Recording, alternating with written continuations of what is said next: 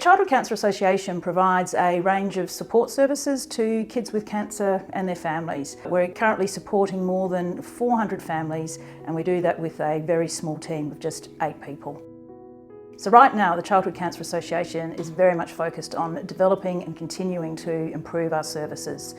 In the next couple of years, our major project though is going to be the introduction of some new technology, not just into South Australia, but into the Southern Hemisphere. Right now that's referred to as the proton therapy unit. It's not available anywhere else in the Southern Hemisphere. So what that's actually going to mean is that in South Australia, we're going to see a significant increase in the number of children with cancer that'll be treated here. And we need to work out what does that mean for the Childhood Cancer Association and how are we going to manage that significant spike in demand for our services.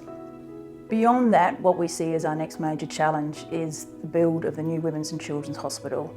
I guess we don't know when that's going to happen, but we're looking at the next 7 years, and it's really important that we plan for that. So accessibility to our services is really critical for both the children and the families, and that's why we're located here in North Adelaide. So once the hospital moves, we've got to move with it, and that means we need to find a new home. There's a lot ahead for us, some really significant changes, and obviously funding is going to be a critical issue to make sure that we can keep up with the demand and also have accessibility to our services.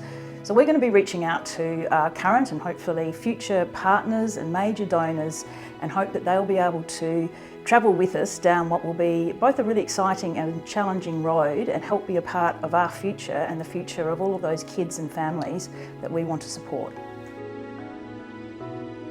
People often ask me the question, well, what would happen if the Childhood Cancer Association ceased to exist?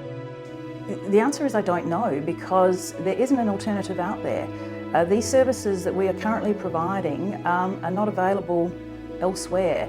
So I hate to think where that would leave all of those children and those families. I know it's a service that is really valued and needed by all of those families.